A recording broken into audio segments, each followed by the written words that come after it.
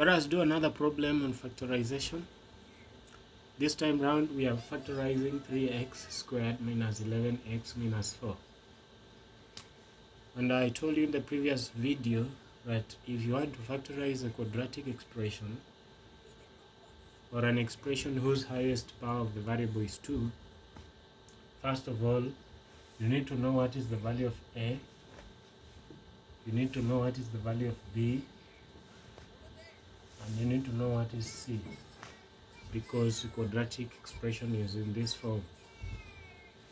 A is 3 in this case, b is negative 11 in this case, c is negative 4. So you look for two numbers such that when you multiply you get a times c. When you add you get b. That is the rule. So in this case, let us find out two numbers such that when you multiply is the same as 3 times negative 4, which is negative 12. And when you add those two numbers, you are going to end up getting 11, negative 11. And looking at this one, those numbers must be negative 12 and positive 1.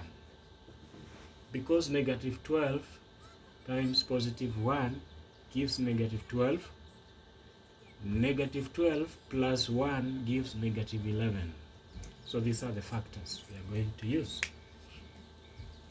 Now rewrite this equation, replacing the value of b with this one and this one. So we are going to have 3x squared. Instead of writing negative 11x, I'm going to write the sum of negative 12 and 1. So negative 12x plus 1x, this one here is the same as negative 11. Then finally we have negative 4. Once you've done that, group them in pairs like this. What is common in the first pair? Clearly it is 3x. Take it outside the bracket. And inside the bracket here we are left with x, because 3x times x is 3x squared. Having taken outside 3, we must be left with negative 4, because 3x times negative 4 is negative 12x. Then looking at this pair here, clearly there is nothing common. If there is nothing common, you put positive 1 outside, because 1 has no effect when you multiply it by something. Then you write x minus 4. These two brackets must be identical for you to proceed.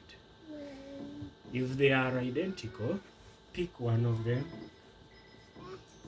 Then combine these two coefficients, 3x and positive 1, in another bracket. And that one gives us the final factorized expression.